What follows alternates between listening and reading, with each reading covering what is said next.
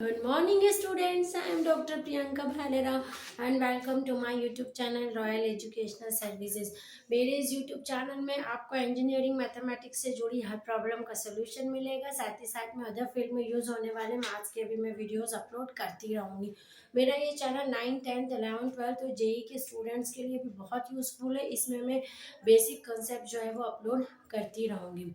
जैसे कि आज हम लेके आए हैं अर्थमेटिक प्रोग्रेशन, है ना। अर्थमेटिक प्रोग्रेशन को हम समझेंगे कि अर्थमेटिक प्रोग्रेशन क्या होता है ना। तो अर्थमेटिक मैंने लास्ट वीडियो में ही आपको बताया था कि प्रोग्रेशन का मीनिंग क्या होता है कि वो सीक्वेंस या सीरीज जो कि एक डेफिनेट लॉ फॉलो करती है उसी को हम प्रोग्रेशन कहते हैं, ठीक है। तो अर्थमेटिक प्रोग्रेशन का मीनिंग इसमें भी एक डेफिनेट लॉ होता है। इसके अंदर लॉ क्या बोलता है कि यदि जो टर्म है और उसकी प्रीवियस टर्म है उनका जो डिफरेंस है वो अगर सेम हो, ठीक है, इज ऑलवेज सेम, है ना। मतलब टर्म और उसकी प्रीवियस टर्म, उन दोनों के बीच का डिफरेंस यदि हमेशा ही सेम आता है ना, ये रूल इसमें फॉलो होता है, तो वो आपका अरिथमेटिकल प्रोग्रेशन अरिथमेटिकल सीरीज होती है, ठीक है। तो यही हम चीज यहाँ पर लिखेंगे।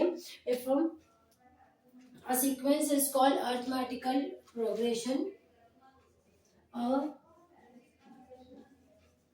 sequence is called arithmetical progression या अरिथमेटिकल सीरीज। प्रोग्रेशन में लिख सकते हो series if difference of term and its previous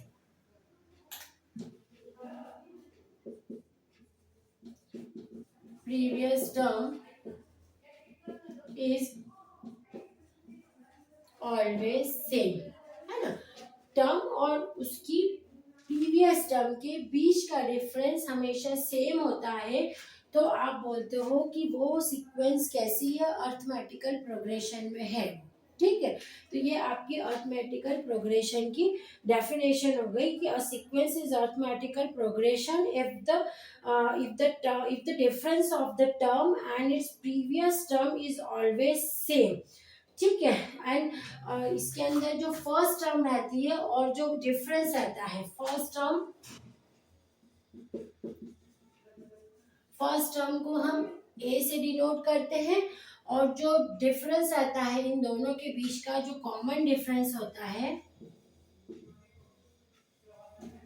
उसको डी से डिनोट किया जाता है। फर्स्ट टर्म ए से और जो कॉमन डिफरेंस होता है वो डी से डिनोट किया जाता है। तो जो सीरीज बनती है A plus D A plus 2d dash dash dash, है ना। इस टाइप से आपकी अरिथमेटिक प्रोग्रेशन की सीरीज होती है जिसके अंदर आपकी ए जो है वो फर्स्ट टर्म है और ए प्लस 2d आपकी सेकेंड टर्म है, ए प्लस डी आपकी सेकेंड टर्म है, ए प्लस 2d आपकी थर्ड टर्म है और ए प्लस आपकी 3d आपकी थर्ड टर्म है ना। तो ये आपकी कौन सी हो गई, इसको आप बोलेंगे फर्स्ट टर्म, ये आपकी हो गई है सेकेंड टर्म, ये आपकी हो गई है थर्ड टर्म और इसके बाद क्या आ जाएगी ए प्लस 3d, तो ये आपकी हो गई है फोर्थ टर्म और ये क्या आपकी चलती रहेगी, तो ये कहाँ तक आपकी चली जाएगी, ये आर टर्म तक आपकी जाएगी, एन एट तक चली जाएगी, ये आपकी चलते चलते ये आ जाएगी आपकी आर टर्म। तो आर टर्म आपकी क्या बनेगी, इसमें आर टर्म इसकी बनेगी T R is equal to A plus R minus 1 into G और इसकी एन टर्म आपकी बनेगी T N is equal to A plus N minus 1 into D, ठीक है। तो ये इसकी एन टर्म का फॉर्मूला हो गया A plus N minus 1 into D और इसको डिनोट करते हैं L is equal to A plus N minus 1 into D, है ना। तो आपको ये फॉर्मूला ध्यान रखना है। एल का मतलब होता है लास्ट टर्म, ठीक है। तो हम यहाँ मेंशन कर देंगे इसको भी कि L denotes the last term.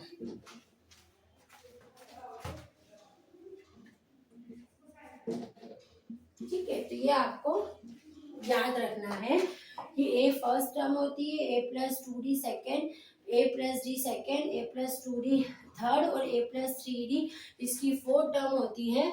और ये इससे R th term N th term निकलेगी। T N equals to A plus N minus one into D. और यही जो है इसके टी एन को एल से डिनोट करते हैं। एल का मतलब होता है उस सीरीज की लास्ट टर्म। ठीक है, L means L denote the last term of series लिख सकते हैं। तो आपको फॉर्मूला क्या मिलेगा, L is equals to A plus N minus one into D, है ना। तो जब भी आपको लास्ट टर्म निकालनी हो तो आपको ये फॉर्मूला यूज करना पड़ेगा। इसको नोट डाउन कर लेंगे, फिर हम इसके क्वेश्चन सॉल्व करेंगे।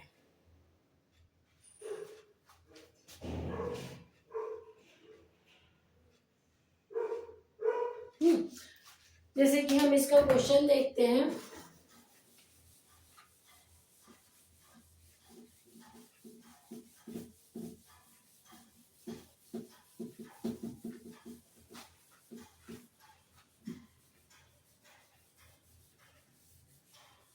ठीक है, find the 12th term of the series. Find the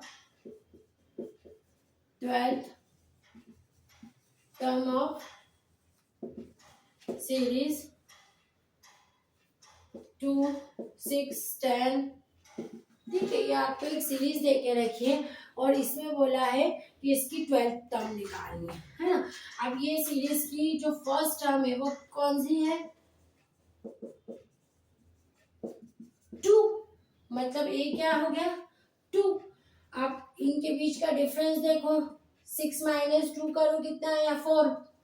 अब 10 माइनस 6 करो कितना आया 4। आगे भी वैसे ही चलेगी, मतलब ये कॉमन डिफरेंस कितना आ गया है इसका, common difference d is equals to 4, है ना। मतलब a की वैल्यू 2 है मेरे पास और d की वैल्यू 4 है।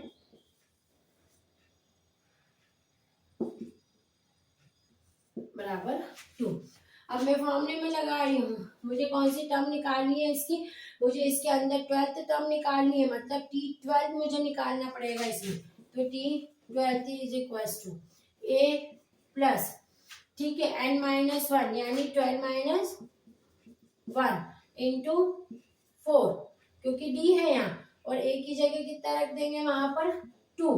तो ये हो जाएगा 2 प्लस 12 माइनस 1, 12 माइनस 1 यानी हो जाएगा 11, 11 इंटू 4। तो ये हो जाएगा 2 प्लस 44 इक्वल्स टू 46। मतलब मेरी जो 12th टर्म आ गई है इसके अंदर वो कितनी आ गई है 46 आ गई है ना। तो आपको समझ में आया कि किस टाइप से आपको निकालना है। आपको एक सीरीज दे के रखी रहेगी, उसमें आपको फर्स्ट टर्म a बराबर लिखना है, फिर इनका कॉमन डिफरेंस लिखना है।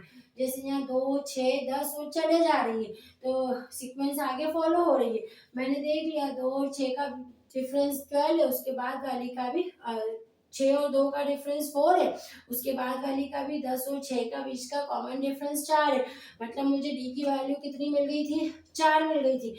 तो मैंने फॉर्मूला लिया इसका T N equals to A plus N minus one into D. आपको जब भी कोई भी टर्म निकालनी हो अरिथमेटिक प्रोग्रेशन में, यदि इस टाइप से क्वेश्चन आता है find the 12th term of a series या कोई भी 12th की जगह देखे रखी हो, तो आपको ये वाला फॉर्मूला यूज करना है।